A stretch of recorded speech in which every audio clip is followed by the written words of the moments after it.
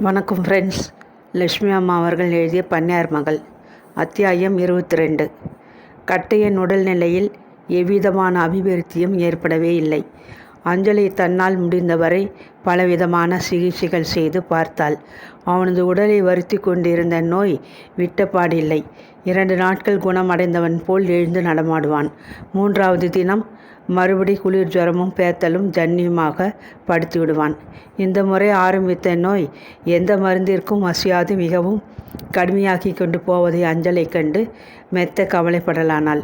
அன்று தினம் காலையில் மறுபடியும் வைத்திய ஐயாவை கண்டு வாங்கி வந்த மருந்தை மிகவும் சிரமப்பட்டு அவனை சாப்பிட செய்திருந்தாள். மருந்திலே கலந்திருந்த போதைப் பொருளினாலோ அல்லது நோயின் கடுமையால் ஏற்பட்ட களைப்பினாலோ அவன் கட்டிலின் மீது தன் நினைவின்றி உறக்க குரட்டை விட்டவனம் தூங்கி கொண்டிருந்தான். கட்டையின் குழந்தை போல் அன்பு பாராட்டி மிகவும் ஆசையுடன் வளர்த்து வந்த அவர்கள் வீட்டு நாய் நல்லான் தன் எஜமானது நோயின் கடுமையை பூர்ணமாக உணர்ந்து கொண்டிருந்தது. விளையாட்டிலோ உணவிலோ விருப்பமின்றி அது எஜமான் படுத்திருந்த கட்டிலின் கீழ்த்தரையில் உடலை சாய்த்து சுருட்டி கொண்டு கிடந்தது. இரவு போஜனத்திற்காக கீரை ஆய்ந்து கொண்டு அஞ்சலை கட்டிலின் அருகே சற்று தூரத்தில் தரை மீது உட்கார்ந்திருந்தாள். காலையில் பீங்கான் கிண்ணத்தில் ஊற்றி வைத்த பாலை முகர்ந்து கூட பார்க்காத நல்லான் பட்டினியுடன் வந்து கட்டிலடியில் படுத்து கொண்டதைக் கண்டு அவள் மனம் மிக்க வேதனையடைந்தது. வயிறு ஒட்டி எலும்புக்கூடு தோளின் மீது நன்றாக தெரிய கழித்து கிடந்த அந்த நாயையும் தன் நினைவின்றி படுத்திருந்த கணவனையும் மாறி மாறி பார்த்த அஞ்சலிக்கு துக்கம் தாழ முடியவில்லை. கட்டையின் இந்த தடவை நோய் குணமாக்கி மீண்டும் எழுந்து நடமாடுவேன் என்ற நம்பிக்கை அவளுக்கு கொஞ்சமும் இல்லை. தங்களது வாழ்க்கையில் அதுநாள் வரை அவர்கள் இருவரும் அனுபவிக்க நேர்ந்த பலவித துன்பங்களையும் பற்றி அவளது உள்ளம் சிந்திக்க தொடங்கியது. வயோதிகத்தினாலும் வறுமையின் கொடுமையாலும் சுருங்கி வாடியிருந்த அவளது கன்னங்கள் மீது தாரை தாரையாக கண்ணீர் வழிந்தோட தலைப்பட்டது. கிர்ரென்று மோட்டார் வண்டி வந்து நிற்கும் ஓசை கேட்டதும் நல்லான் கண்களை விழித்து உடம்பை சிலிர்த்திப்படி பாய்ந்து எழுந்து நின்றது. காதுகளை நிமிர்த்தி மூக்கை சுருக்கி கொண்டு வாயில் பக்கம் திரும்பி நின்ற நல்லானை சட்டென இடது கருத்தால் அஞ்சலை பிடித்து நிறுத்தினாள். நல்லான், ஐயா தூங்கும்போது குலைத்து எழுப்பினாயோ கொன்று போடுவேன், சும்மா இரு என்று அதட்டிவிட்டு அதன் கழுத்தில் தொங்கிய சங்கிலியை எடுத்து கட்டிலின் முன்னங்கால் ஒன்றில் நன்றாக பிணைத்து கட்டினாள். கழுத்தின் மீது அவிழ்ந்து தொங்கிக் கொண்டிருந்த கூந்தலை தட்டி அள்ளி சொருகி சரிப்படுத்தி கொண்டு பதட்டமாக வாயில் பக்கம் விரைந்தாள். மோட்டார் காரிலிருந்து அது சமயம் இறங்கி உள்ளே வந்து கொண்டிருந்த பண்ணையார் மகளையும் அவள் பின்னால் தொடர்ந்து வந்த சிவகுமாரனையும் கண்டதும் ஏனோ அஞ்சலியின் நெஞ்சு படப்படவென்று பயத்தில் அடித்து கொள்ளத் தொடங்கியது. வாங்க, உட்காருங்க என்று உபசரித்தபடி கை குவித்து எஜமானிக்கும் வந்த மனிதருக்கும் ஒரு பெரிய கும்பிடு போட்டாள். உமா முன் தடவை போல் பூர்வ பிடிகள் போட்டு பொழுதை கழிக்க விரும்பவே இல்லை. எனவே அஞ்சலை, நாங்கள் வந்த விஷயத்தை சொல்கிறேன். மற்றொரு சமயம் எல்லாவற்றையும் ஒழிக்காது சொல்வதாக கூறியிருந்தாயே, அதை இன்று கேட்டு தெரிந்து கொள்ளவே வந்திருக்கிறோம். பயப்படாத ஒளிவு மறைவின்றி எல்லாவற்றையும் கூறினால் எங்களால் ஆன எல்லா உதவிகளையும் செய்து உங்கள் இருவரையும் காப்பாற்றுவதாக நான் வாக்கு கொடுக்கிறேன் என்றாள். பொழுது சாயும் நேரம் நெருங்கி வருவதை உணர்ந்த அஞ்சலை முன்ஹாலின் மின்சார விளக்கை பொருத்திவிட்டு உமாவின் அருகில் வந்து தரை மீது உட்கார்ந்து கொண்டாள். கட்டையனுடைய தேக நிலையையும் தன் வருங்காலத்தையும் தனக்குள்ளே ஒருவாறு சிந்தித்து புழங்கி கொண்டிருந்த அவளுக்கு அந்த சமயம் மனதிலே குமரி கொண்டிருந்த தன் துயரத்தை எல்லாம் அவர்களிடம் சொல்லிவிட வேண்டும் என்று ஒரு ஆத்திரம் ஏற்பட்டது. ஆனால் துயரத்தின் சுமையினால் அவளால் சற்றென்று பேச முடியவில்லை. நெஞ்சை வந்து அடைத்த வருத்தத்தை கட்டுப்படுத்தும் நிமித்தம் தரை மீது கிடந்த இரத்தன கம்பளத்தின் ஓரத்தை நகத்தால் வருடைப்படி குறிந்த நிலையில் சில நிமிஷங்கள் வாளாயிருந்தாள். அஞ்சலை, பயப்படாதே, என்னை பூர்ணமாக நம்பு. என்னால் உனக்கு ஒருவித கஷ்டமும் இராது என்று உமா தைரியம் சொன்னாள். நரைத்து தளர்ந்து விட்ட தன் புருவங்களை ஆச்சரியத்துடன் தூக்கி நீர் நிறைந்த கண்களால் அஞ்சலை எஜமானியை ஏறிட்டு பார்த்தாள். பயத்திலே படபடவென்று துடித்து கொண்டிருந்த அவளது அதரங்களில் ஒரு புன்னகை நெளிந்து ஓடி மறைந்தது. தொண்டையை கனைத்து சரிப்படுத்தி கொண்டு துணிச்சல் முழுவதையும் ஒருங்கே திரட்டி கொண்டு பேச ஆரம்பித்தாள். அம்மா, மூடி வைப்பதனால் யாருக்கும் ஏதும் உதவியில்லை. உண்மை முழுவதையும் சொல்லிவிடுறேன். ஆனால் என்னையும் என் புருஷனையும் தாங்கள் காப்பாற்றி கொடுத்தால் ரொம்ப புண்ணியமாக இருக்கும். எங்கள் 2 பேருக்கும் வயசாயிடுச்சு. இன்னும் எத்தனை காலம் நாங்கள் உசிரோடு இருக்க போகிறோம்? அவருக்கு இருக்கும் சீக்கை பார்த்தால் இந்த கண்டம் தப்பாது போல தோணுது என்றால் துக்கத்துடன். வருத்தப்படாதே அஞ்சலை. கொஞ்ச நாளாக என் உடம்பு சரியில்லாத போனதில் உன்னை பற்றி கவனிக்க முடியவில்லை. உன் புருஷனுக்கு நல்ல வைத்தியம் செய்து குணப்படுத்த ஏற்பாடு செய்கிறேன். கவலைப்படாதே. உன் மனத்தை வருத்தும் எல்லாவற்றையும் மறைக்காது தயவு செய்து சொல் என்றாள் உமா. கண்களை துடைத்து கொண்டு அஞ்சலை நிமிர்ந்து உட்கார்ந்தாள். தளர்ந்து விட்டிருந்த அவளது முகத்திலே திடீரென துணிவின் சாயை பரவி நிற்பதை உமா கண்டாள். அம்மா, அது பெரிய கதை. ஆனால் கூடிய மட்டும் சுருக்கி சொல்கிறேன் என்று ஆரம்பித்தாள். அஞ்சலியும் கட்டையனும் முதலாக அழகர் நத்தத்திற்கு வந்தபோது தோட்டக்காரர் சின்னமுத்து உதவியால் அவர்கள் இருவருக்கும் தோட்டத்திலே ஒரு வேலை கிடைத்தது. சின்னமுத்துவுடன் கட்டையனும் தோட்டத்தை கவனிக்கும் வேலையும் வண்டியோட்டும் வேலையும் செய்து வந்தான். வீராயுடன் அஞ்சலை பண்ணையார் மாளிகையில் பாத்திரம் துளைக்கி வீடு கூட்டி மற்றும் சில அலுவல்களை அனைத்தையும் கவனித்து வந்தாள். இருவர் செய்து வந்த வேலைக்கும் வருஷத்திற்கு 1.5 களம் நெல்லும் மாதம் 2 ரூபாய்களும் பொங்கல் புது தினத்திற்கு சேலையும் வேஷ்டியும் வருவாயாக கிடைத்து வந்தன. பண்ணையார் மாளிகை தோட்டத்திலே இருந்த குடிசைகள் ஒன்றில் கட்டையனும் அஞ்சலியும் வாடகையின்றி வசிக்க அனுமதிக்கப்பட்டனர். அந்த சில வருஷங்களை பற்றி அவள் ஏதும் குறை கூற முடியாது.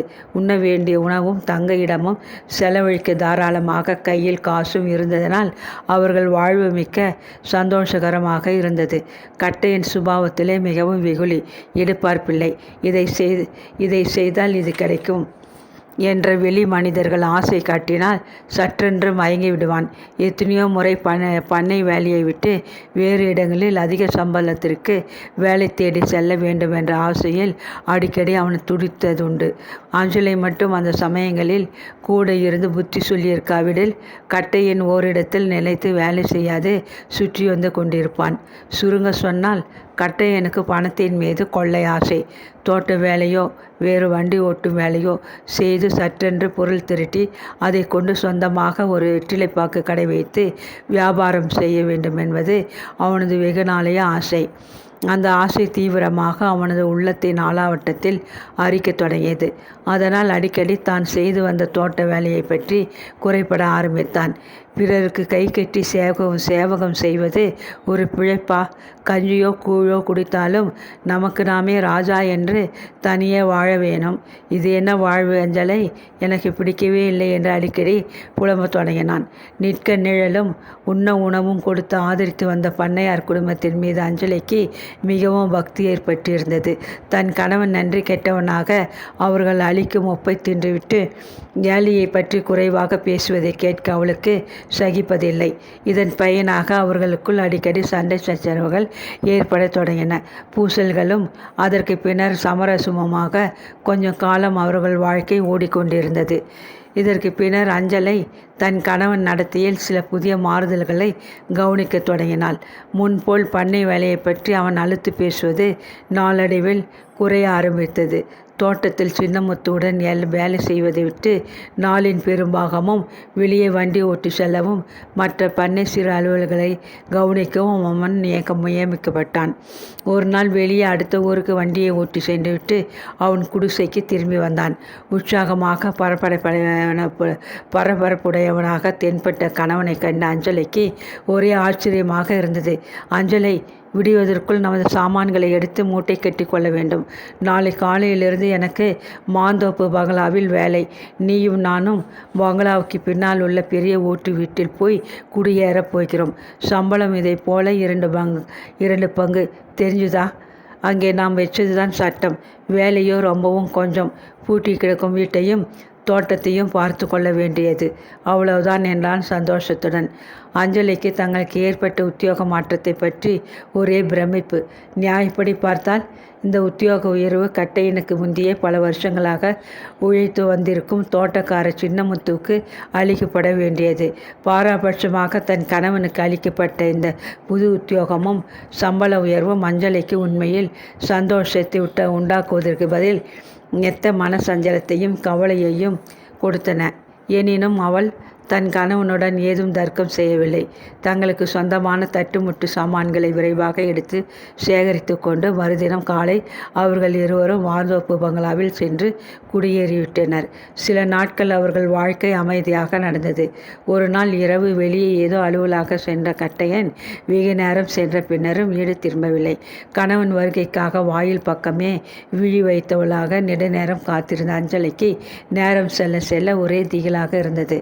நல்ல நடு ஜாமத்தின் போது பரபரப்பாக கதவை யாரோ தட்டும் ஓசை கேட்டு அரை தூக்கத்தில் ஆழ்ந்திருந்த அஞ்சலை திடுக்கிட்டு எழுந்து சென்று கதவை திறந்தாள். நெற்றியிலும் முகத்திலும் வேர்வை ஆறாக வழிய தலையில் சுமந்த சிறு கூடையுடன் கட்டையன் நின்று கொண்டிருந்தான். வாயை திறந்து அவள் ஏதும் பேசும் முன் கட்டையன் மிகவும் பீதியுடன், அஞ்சலை, கதவை சட்டுன்னு சாத்திடுவீடு, யாராச்சும் பின்னாலே வந்துவிட போகிறாங்க என்று கூறிவிட்டு உள்ளே அவசரமாக நுழைந்தான். கதவை தாளிட்டு விட்டு பின்னால் மெல்ல வந்தாள் அஞ்சலை. அதற்குள் சாமான் வைக்கும் அறையிலிருந்து மண்வெட்டி ஒன்றை எடுத்துக்கொண்ட கட்டையன் தலையிலிருந்த சுமையை கீழே இறக்கி வைக்காது தோட்டத்திற்கு ஓடினான். அரிக்கன் விளக்கை பொருத்தி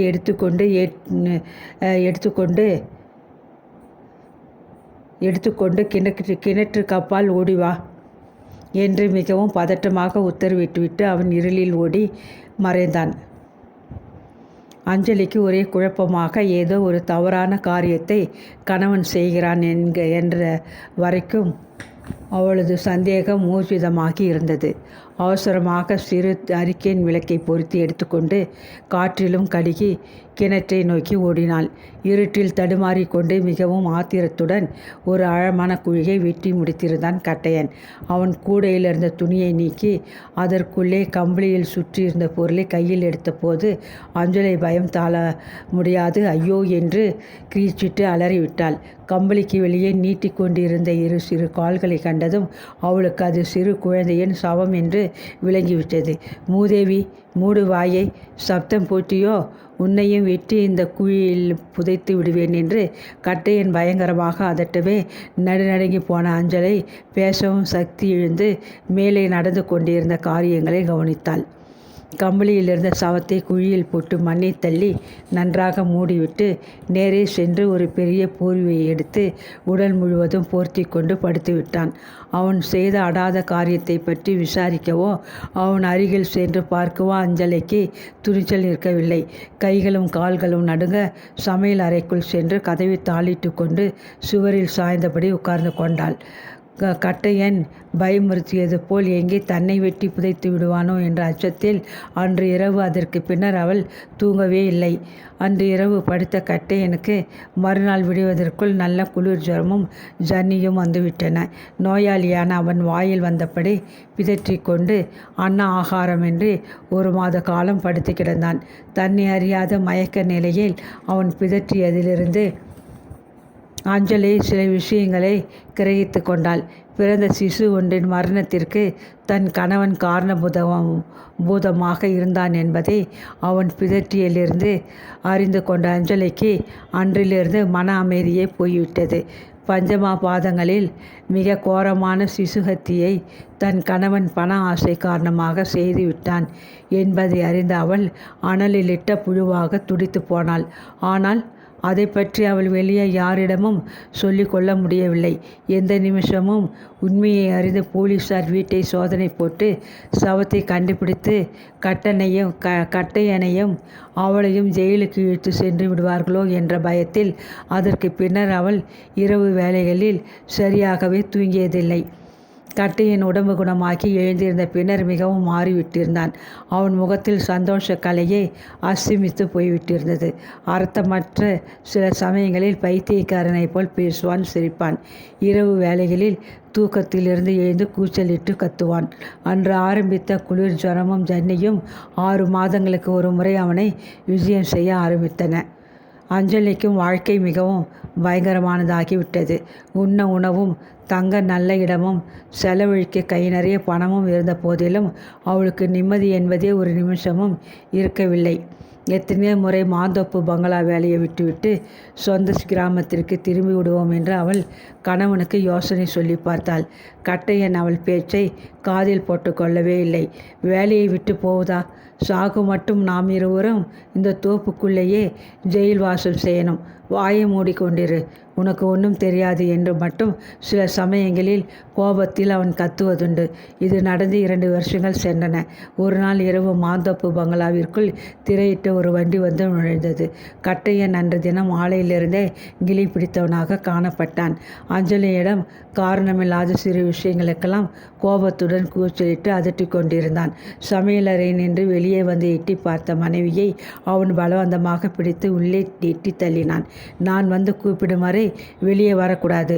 உனக்கு சம்மந்தமில்லாத காரியங்களில் தலையிட வேணாம், தெரிஞ்சுதா என்று அதட்டி ஒரு உத்தரவு விட்டுவிட்டு அவன் பங்களாவின் முன்புறம் ஓடினான்.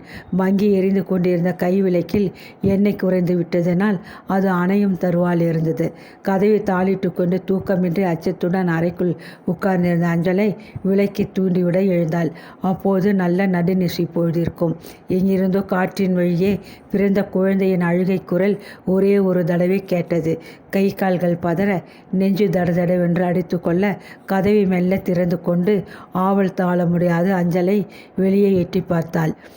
இன்று வீசிய குளிர்காற்றில் அணைய முயற்சித்து கொண்டிருந்த விளக்கு நன்றாக அணைந்து விடவே எங்கும் ஒரே இருள் மயமாக்கிவிட்டது. சுவர் ஓரமாக நகர்ந்து வெளியே தோட்டத்திற்கு வந்தாள். பங்களாவின் முன்புற ஹாலில் மூடிய ஜன்னல் வழியே வெளிச்சம் தோட்டத்திற்குள் சிறிதளவு வீசிக்கொண்டிருந்தது. தைரியம் முழுவதையும் வரவழைத்து கொண்டு மெல்ல இருட்டில் சுவரோடு சுவராக நகர்ந்து அந்த ஜன்னல் வழியே தெரிந்த சிறு ஓட்டைக்குள் கண்ணை வைத்து உள்ளே கூர்ந்து பார்த்தாள். அறைக்குள் நடுவில் கிடந்த ஒரு பெஞ்சியின் மீது தலையிலிருந்து கால் வரை போர்வையால் மூடிக்கொண்டு யாரோ படுத்திருந்தார்கள். கட்டையின் தரையில் உட்கார்ந்தபடி சிறு துணியினால் பிறந்த சிசு ஒன்றின் சவத்தை மூடி சுருட்டி கட்டுவதில் முனைந்திருந்தான். அவன் முகத்தில் பேய் கோலம் தாண்டவமாடுவதை விளக்கொலியில் கவனித்த அஞ்சலைக்கு பயத்தில் மூச்சே நின்றுவிடும் போல் இருந்தது. தன் கணவன் மறுபடியும் பணம் தாசையினால் உந்தப்பட்டு அடாத ஒரு காரியத்தை செய்துவிட்டான் என்பதை எண்ணிய போது அவள் உயிரே போய்விடும் போன்ற பயங்கர உணர்ச்சி ஏற்பட்டது. துணி மூட்டையை கையில் எடுத்துக்கொண்டு அவசரமாக அந்த அறையை விட்டு அவன் வெளியே கிளம்புவதை கண்ணுற்ற அஞ்சலை பயத்துடன் அங்கிருந்து போக புறப்பட்டாள். அது சமயம் பெஞ்சி மீது படுத்திருந்த உருவத்தின் மீது மேல் போத்தியிருந்த போர்வை நழுவி விழுந்தது. விளக்குலையில் ஜன்னல் பக்கமாக திரும்பியிருந்த அந்த பெண்மையின் முகத்தை கூர்ந்து கவனித்த அஞ்சலை ஆச்சரியத்திலும் திகைப்பிலும் வாய்விட்டு கத்தி விடுவாள் போன்ற நிலையை அடைந்து விட்டாள். அந்த பெண் வேறு யாரும் அல்ல. கதையை சுவாரஸ்யமாக கேட்டு வந்த உமாவும் சிவகுமாரனும் மேலே அவள் என்ன சொல்லப் போகிறாளோ என்ற ஆவலில் தங்களை மறந்து செயலற்ற பொம்மைகளாக உட்கார்ந்திருந்தனர். தங்களுக்கு பின்னால் இருந்து உட்புற கதவை திறக்கப்படுவதை அவர்கள் கவனிக்கவில்லை. மேலே பேச வாயை திறந்த அஞ்சலியின் முகம் வெளுத்துவிட்டது. ஐயோ அம்மா, என்னை காப்பாற்றுங்க என்று கிரிச்சிட்ட அவள் அலறி முடிப்பதற்குள் டனார் என்ற ஓசையுடன் ஒரு பெரும் இரும்பு சட்டம் அவள் இருந்த திக்கில் வந்து விழுந்தது. அடுத்த கணம் அஞ்சலியின் முகத்திலே இரத்தம் வெள்ளமாக வழிந்தோட அவள் அப்படியே மயக்கமாக சாய்ந்து விட்டாள். பாதகி, செத்துப்போ, புருஷனை காட்டி கொடுக்கவா பார்க்கிறாய் என்று பயங்கரமாக கூக்குரலிட்ட கட்டையன் வெறி பிடித்தவன் போல் தலை பிய்த்து கொண்டு அறையின் கதவருகே நின்றான். என்னை என்ன செய்வீர்கள்? கிட்ட வந்தால் நான் என்ன செய்வேன் தெரியுமா என்று இறைந்து கத்தியபடி கட்டையன் முன்னே வந்தான். உமா நடுநடுங்கி விட்டாள். மிஸ்டர் சிவகுமார், பயமாக இருக்கிறதே என்று பதறியபடி அவன் கையை பிடித்து கொண்டு பின்னால் மறைந்து கொள்ள முயற்சித்தாள். பயப்படாதீர்கள், கட்டை எனக்கு சித்தம் சுவாதீனமில்லை என்று தைரியம் கூறிய சிவகுமார் அங்கிருந்தபடியே, டிரைவர் இங்கே ஓடிவா என்று ஒரு அபய குரல் கொடுத்தான். எல்லோரும் வாருங்கள், என்னை என்ன செய்ய முடியும் என்று அட்டகாசமாக சிரித்த கட்டையன் கதவை பிடித்து கொண்டு கால்கள் தடுமாற நிற்க முயற்சித்தான். தரையில் நினைவு இழந்து கிடந்த மனைவியை அவளது கண்கள் வெறித்து பார்த்தன. அஞ்சலை, நீ செத்து விட்டாயா என்று கூவிவிட்டு அவள் அருகே வர கால்களை முன்னெடுத்து வைத்தான். அவ்வளவுதான், வெட்டுண்ட மரம் போல் கீழே விழுந்து விட்டான். மோட்டார் டிரைவர் உதவியுடன் மயக்கமாக கிடந்த அஞ்சலைக்கும் கட்டையனுக்கும் உமாவும் சிவகுமாரும் தங்களால் ஆன முதல் உதவியை செய்து முடித்தனர். சிவகுமார் அவசரமாக எழுதி கொடுத்த கடிதத்தை எடுத்துக்கொண்டு டிரைவர் நேரே சென்று டாக்டர் குருமூர்த்தியை கையோடு அழைத்து வந்தான். இரத்த பிரவாகத்திலே தன் நினைவின்றி கிடந்த அஞ்சலிக்கு வைத்தியர் முதலில் சிகிச்சை செய்தார். பிறகு கட்டையனை கவனிக்க ஆரம்பித்தார். டாக்டர் குருமூர்த்தியின் வேலைக்காரன் மேற்பார்வையில் அவர்கள் இருவரையும் கவனித்து கொள்ள விட்டுவிட்டு அவர்கள் அனைவரும் இரவு வெகு நேரம் சென்ற பின்னர் வீடு திரும்பினார்கள். இரவு முழுவதும் கருத்துடன் கவனித்தும் மறுநாள் பொழுது விடியும் தருவாயில் கட்டையன் தன் உணர்வு திரும்ப பெறாது மரணமடைந்து விட்டான். மூளையில் பட்ட காயத்தினால் உணர்வின்றி கிடந்த அஞ்சலியின் நிலைமையும் மோசமாகி வருவதை கண்ட டாக்டர் அவளை அருகில் இருந்த நகரத்து ஆஸ்பத்திரியில் அனுமதிக்கும்படி யோசனை சொன்னார். கட்டையனது ஈம கடன்களை முடித்துவிட்டு அஞ்சலியை ஆஸ்பத்திரிக்கு அப்புறப்படுத்திவிட்டு மாந்தோப்பு மங்களாவை நன்றாக பெருக்கி கழுவி சுத்தமாக்கி பூட்டிவிடும்படி உமா ஏற்பாடு செய்தாள். கட்டையன் அந்த வீட்டிற்குள் வசித்த காலத்தில் பயந்து கூச்சலிட்டதற்கும் அடிக்கடி ஜுரம் வந்து பிதற்றி கொண்டு திரிந்ததற்கும் காரணம் ஓரளவு இப்பொழுது அவளுக்கு நன்றாக விளங்கிவிட்டது. கட்டையனது மனம் குழப்பத்திற்கும் ஆடாத செயல்களுக்கும் காரணகர்த்தவாக இருந்த அந்த பெண்மணியின் பெயரை தெரிந்து கொள்வதற்குள் நிலைமை விபரீதமாகிவிட்டதை எண்ணி அவள் வருந்தினாள். அஞ்சலை பிழைத்து எழுந்தால் மறுபடியும் எப்படியும் அதை தெரிந்து கொண்டு விடலாம் என்ற நம்பிக்கையில் அவள் சற்று ஆறுதல் பெற்றிருந்தாள். ஒரு வார காலம் ஓடி சென்றது. ஒரு நாள் காலை மேனேஜர் வரதராஜன் தன்னுடன் வேறு மனிதர்களை அழைத்து கொண்டு அவளை காண மாளிகைக்கு வந்திருந்தார். வந்தவர்கள் இருவரும் வயதில் ஏறக்குறைய மேனேஜர் போலவே முதுமை பருவத்தினராக இருந்தனர். தோற்றத்தில் கிராமத்தில் உள்ள கௌரவமான குடும்பத்தை சேர்ந்தவர்கள் போல் காணப்பட்டனர். இவர்கள் இருவரும் இந்த கிராமத்தில் நமது பண்ணைக்கு அடுத்தபடியான அந்தஸ்து வகிக்கும் பெரிய மிராசுதாரர்கள். தங்களது தந்தைக்கு மிகவும் ஆப்த நண்பர்கள். தங்களை கண்டு ஒரு முக்கிய விஷயம் பேசிவிட்டு போக வந்திருக்கிறார்கள் என்று அவர்களை அறிமுகப்படுத்தினார் மேனேஜர். அப்படியா என்று கேட்ட உமா வந்தவர்களை வணங்கி உட்காரும்படி உபசரித்தாள். வந்த இருவரில் மிகவும் வயதானவராக காணப்பட்ட மனிதர் தொண்டையை கனைத்து கொண்டு, அம்மா, நாங்கள் கொஞ்சம் கடுமையாக பேசுவதை பற்றி தாங்கள் மனம் நொந்து கொள்ளக்கூடாது. உங்கள் நன்மைக்கும் காலம் சென்ற எங்கள் நண்பர் பொருட்டும் நாங்கள் புத்தி சொல்ல வேண்டிய நிர்பந்தத்தில் இருக்கிறோம். தாங்கள் நல்ல படித்த பெண், அறிவாளி, இத்தனை பண்ணைக்கு ஏக வாரிசு. ஆனால் தாங்கள் நடந்து கொள்ளும் முறை தங்கள் கௌரவத்திற்கு நாசம் விளைவிக்கும் வகையில் உள்ளது. பார்ப்பவர்கள் பரிகாசத்துக்கு இடமாக உள்ளது என்றார் கோபமாக. குமாவின் முகம் சிவந்து போயிற்று. நெஞ்சு படப்படவென்று அடித்து கொண்டது. என் நடத்தையில் கௌரவம் பாழாகும்படி என்ன தவறை கண்டுவிட்டீர்கள்? என் விஷயத்தில் தலையிட தாங்கள் யார் என்ற கோபத்துடன் கேட்டுவிட்டு எழுந்து நின்றாள். கிராமத்திலே பொதுமக்கள் ஆதரவில் வசிக்க வேண்டிய தாங்கள் பொதுமக்களின் அபிப்பிராயத்திற்கு கட்டுப்பட்டு வாழ வேண்டும். அந்த தருதலை பிள்ளை சிவகுமாருடன் தாங்கள் சரிசமமாக பழகி அடிக்கடி வெளியில் கூட செல்வதைக் கண்டு கிராமத்தாரே பண்ணையை பற்றி மிகவும் கேவலமாக பேசுகிறார்கள். இதை தாங்கள் தவிர்க்க வேண்டும் என்றார் இரண்டாவது வயோதிகர். கோபம் தாழ முடியாத உமா அவர்கள் இருவரையும் சுட்டெரித்து விடுகிறவள் போல் உறுத்து பார்த்தாள். பிறகு மேனேஜர் வரதராஜன் பக்கம் திரும்பி, என்னுடைய சொந்த விஷயத்தில் தலையிட்டு குழப்ப இவர்களுக்கு என்ன உரிமை? இவர்களை இங்கே அழைத்து வரும்படி உங்களிடம் யோசனை சொன்னது யார்? மிஸ்டர் வரதராஜன், நீங்கள் என் தந்தைக்கு மிகவும் வேண்டிய ஊழியர். வெகு காலமாக பண்ணையில் வேலை பார்த்து வருகிறவர் என்ற மரியாதைக்காக நான் பதட்டமாக ஏதும் பேச விரும்பவில்லை. என் நடத்தையில் கிராம மக்களோ நீங்களோ தவறு ஏதும் காண வேண்டிய அவசியமில்லை. தருதலை என்றும் பூர்வீகம் தெரியாத அனாதை என்றும் தாங்கள் அவமதிப்பாக பேசும் சிவகுமாரன் அவர்களை நான் திருமணம் செய்து கொள்வதாக தீர்மானித்திருக்கிறேன். வருங்காலத்தில் கணவராக போகும் மனிதருடன் நெருங்கி பழகி அவர் குணத்தை அறிய முயற்சிப்பது உங்களுக்கு தவறான நடத்தையாக காணப்பட்டால் அதற்கு நான் பொறுப்பாளி அல்ல. நான் யாரை மணந்து கொள்ள வேண்டும், எப்படி வாழ வேண்டும் என்றெல்லாம் கிராம மக்கள் என்னை கட்டுப்படுத்த முடியாது. என் நலனை கருதி யோசனை கூற வந்த இந்த இருவரையும் தயவு செய்து அழைத்து கொண்டு தாங்கள் போய் வரலாம் என்று படபடவென பேசிவிட்டு சினத்துடன் உள்ளே சென்று விட்டாள். வரதராஜன் மேலே ஏதும் பேச முடியாது. கூட வந்த இருவரையும் திரு திருவென்று பார்த்த வண்ணம் வீழ்த்து கொண்டு நின்று விட்டார்.